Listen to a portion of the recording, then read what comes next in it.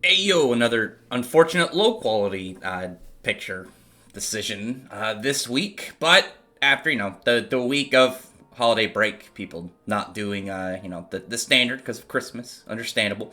We get back to the series now. RWBY has really been wrestling me right lately, kind of like getting me a little frustrated spot, mainly because of a couple characters. But the establishment in this episode again still really bothered me in some areas, but still got me hype in a lot of other ones. Like I've said, a lot of the villains I've been really enjoying, a lot of the side characters I've really been enjoying, but someone like the a lot of the key characters right now have been really just been bothering the hell out of me. Blake and Yang, Robin Hill. I literally had to take a break halfway through the episode because Robin Hill was annoying me so much. Like, I don't know how this one character has managed to just absolutely rattle my like every single joy of like the episode and this volume. Everything around this volume that's really been bothering me is somehow always tied back to her. But some about the episode itself. In the episode, the characters, they're arguing about how Ironwood and his position having, two seats on the council, which I'm still like, I guess, sure. Does Winter count? I don't know. Regardless of which, they're trying to figure out like, oh, what exactly you're doing. You're keeping all these secrets and whatnot. There's the whole reveal to Jacques that the heating grid has gone down. So here's the thing about Jacques, and I'm gonna go over this just very briefly because I know he's not a good guy. He's not a likable character. He's an asshole. He's an absolute jerk. But he's not evil. There's a difference between characters who are evil and characters who are just bad people that are unlikable. I mean, he's a bad guy, but he's not like, I'm gonna go out and murder everybody that gets in my way, do all this stuff. He's like, because obviously, like, the heating grid down, people are gonna die. He's still like, crap, I didn't know that was gonna happen. I didn't know Watts was gonna do these things. He wanted his company back in the right position. Obviously, with the dust embargo, they were hurting. Hurting a big company like that is obviously going to affect the people. Like, he had to shut down shops and factories because they weren't, they were having issues with money, issues with, actually being able to do said job in general that, relates to these places. And that affects the people, so they couldn't put out, or they couldn't go and get vital necessities that they need for everyday life, as well as our people that obviously couldn't work because these shops and factories shut down. Now, the grid going down, it's obviously a bad thing. Freezing cold, people are gonna, be absolutely frozen in all this. You can die from the cold and whatnot. I'm wondering, like, this though would happen eventually anyway with the dust embargo and how much like things are hurting the the Schnee company. Because even though Jacques is a bad guy, he, like, his goal, like, eventually, ending the dust embargo would help his company. Helping his company would reopen shops and stores. Reopening shops and stores would be beneficial to all these different people. And obviously, when you have all your technology really being stemmed out of dust, the big dust corporation needs to be, going at full capacity in order for these things to happen. Again, imagine if they just kept going and it's like, well, the Schnee company can't do this anymore. We don't have the dust, we don't have the resources, we don't have the money, we don't have the manpower, and everything would just fall apart regardless of all the villain stuff going on. Robin Hill, she doesn't do anything. She doesn't do anything beneficial. Like I said, Jacques is a bad guy, but his end goal would help people. This whole thing going on, like Robin Hill going around attacking people, or sorry, not people, attacking the military convoys, stealing their equipment and whatnot, doesn't help. She doesn't do anything to benefit anybody. Because at the end of the day, you could be anti-military, but the Atlas military isn't like, they're not out waging wars, they're not attacking people, there's no like conflict where it's entirely up to like, the perspective of which side you're on to say who's the good guys and who's the bad guys, or whatever it is. Maybe both are bad guys, maybe it's all misguided. Regardless of which, they aren't doing any of that. They aren't like beating up civilians for mouthing off to them or doing anything that would be like, man, this is a corrupt military or whatnot. They're literally just going on patrol to try and keep the peace. They're, people rioting and grim attacks, which really confuses me in the RWBY world. Like, if you know, like, general knowledge that, doing, like, riots and whatnot would be a very quick way to draw the grim. This isn't like, people don't believe in the grim or whatnot. It's all a myth. It's very commonly known that these things exist, and these things, react to emotions and whatnot. So, if you're like, man, I'm pissed off, or let's go, riot, but you know that not only will it, cause havoc, but also bring in these giant monsters, why would you? I mean, that's just so confusing to me. Especially, like, there's a part when all the Grimm show up, and there's, like, a giant hole in the wall. How is that not repaired? I mean, like, I can get if it was, like, an explosion was set off, and this was all set up by, like, Watts and stuff. But, I'm like, this is just a hole in the wall. You have all these people with all these powers. I mean, you literally could have just stacked robots there or something. You could have literally just had either of the Schnee girls, especially Winter, because she's part of their military, literally walk up there and make a giant ice pillar and then just block up that spot.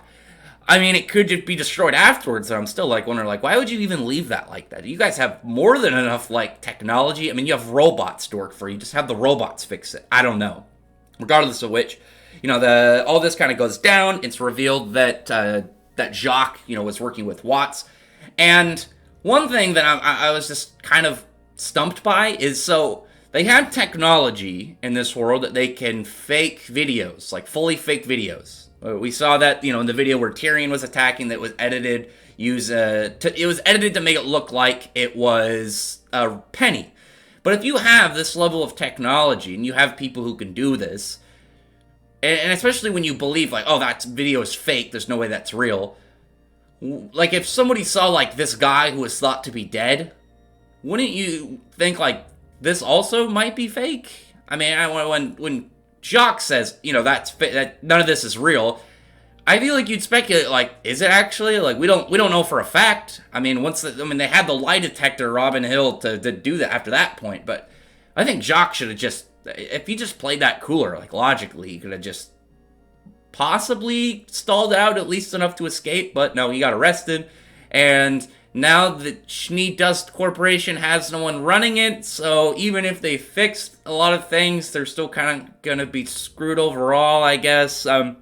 There's a lot of like mixed stuff right now with stuff with Jacques, because like I said, bad guy, but the prosperity of his company is very beneficial to literally everybody in Atlas. Literally everything that goes on in Atlas, is very dependent on Dust, and so are the people. I don't know. It's very confusing to me. I mean, because it's not like Jacques wanted some, like, tyrannical, like, overrule of everything. He just wanted to get his company back on track. It's still very weird to me, because, he's been portrayed as, like, a really bad guy. Again, douchebag, not evil. But he doesn't come off as, like, some giant necessary force that needs to get out of the way for stuff to get going.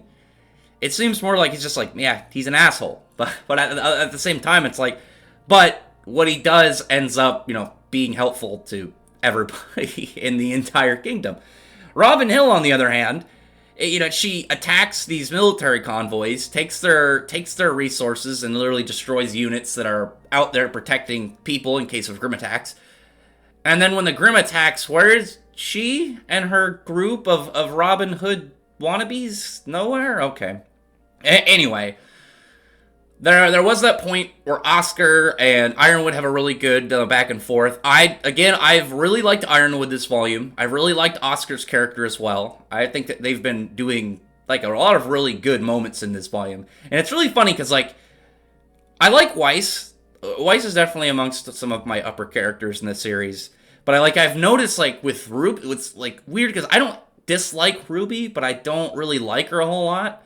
But I was like, with the focus of this volume, like, really not having a lot of RWBY involved, I've noticed, has been slightly more delightful. Like, most of my annoyance almost entirely is Robin Hill Blake and Yang. I mean, you subtract those, and the rest of the characters are doing really well. Even with Nora's like outburst of, trying to act like she knows how to, run the show when everything was going on. I'm like, I mean, yeah, she's being very emotional, but that was her emotions talking. This isn't like the whole point when Ironwood found out that Robin knew about the Amity Project, and I'm like, oh yeah, it's because Blake and Yang trusted somebody they don't know, while they know enemies are within the city with classified important information that they have absolutely no business giving out. And I'm just like, ugh. I forgot about that. It's been a couple weeks, but that still annoys the hell out of me. Like, it's not even like, they have the right to know. You have absolutely no idea. You have absolutely no idea whether or not this character, works for Salem. You know that Salem has forces within the city. You don't know who they are. They could be literally anybody. If you're trusting this person who literally just goes around and attacks military groups and steals from the kingdom, and I'm like, it's such a horrible writing decision. It's not even like they were established to become friends and trust her beforehand. It's just like, oh yeah, we should trust her because she's a chick that says she fights for the people but does absolutely nothing. I'm just like, get Blake and Yang out of here. I'd rather see Penny. I'd rather see Weiss. I'd rather see Oscar and Ironwood. Winter's better than them right now too. Actually, on a side note, I like Oscar. I think he's interesting. I think he's got a lot of potential. Like, there's a small moment between him and RWBY in this episode, and I'm actually wondering, and I try not to really do ships. It's not like I ship them. I'm curious if the writers are gonna, hook them up. Is RWBY and Oscar? So I didn't think about it before. I think it would make sense, and also because you'd think originally it was going to be Jean, and then Jean ends up with, going towards Pyrrha. Pyrrha dies, and, his whole, potential romance for her comes back because, she's the main character overall, and he's like the male lead of the series. I mean, obviously the series is, the RWBY is the main character, and then the main team is RWBY's team, but, I mean, Jean is, I still say he's the best written character throughout the series. Like, he's the most real. He's had the best and most interesting journey out of all the characters, and he's come a long way. So it'd be sensical to be like, oh, well, maybe he's going to be, romantic interest for the main character. I think it's going to be Oscar, which I'm all right. Well, Oscar seems pretty cool. I'm willing to bet if I went online, I'd probably find a lot of shipping stuff between them, but more of just like, oh yeah, there's a ship for everybody instead of ones that make sense. Regardless of which, I just got a little point of like, yeah, maybe. Again, ships that make sense to me those are ones I'd be willing to discuss. Not like two characters were in the same room with each other and smiled, so, someone's drawing porn of them. Anyway, I did really like I really liked when they had all the big elephant Grimm, like the big mammoths. I know they have a name. I don't remember what they're called. But, those are rushing in towards the kingdom, and you have all these ships go on and just start shooting, like, big, like, missile barrages at them. Big, just, like, carpet. Well, no, because they gotta fly over big car bombs. Just big missile barrages. I thought it was really cool to see more of a militarized, defense against the Grimm instead of sending out huntsmen. Just because it was, it felt really nice. It just felt really cool to see the spectacle. Obviously, they're not going to be as overall effective, but it was neat. But after that point, we got to see those pterodactyl Grimm. That was really cool. I like that. I like the characters moving out. Everybody just getting revved up for battle. That was enjoyable. It was very enjoyable to see. Let's move out and get ready to do what the series does best. Big action stuff, characters fighting monsters, and having a lot of generally nice fighting choreography. I mean, unless they're in a room where Weiss is going to run into every single wall and pillar possible.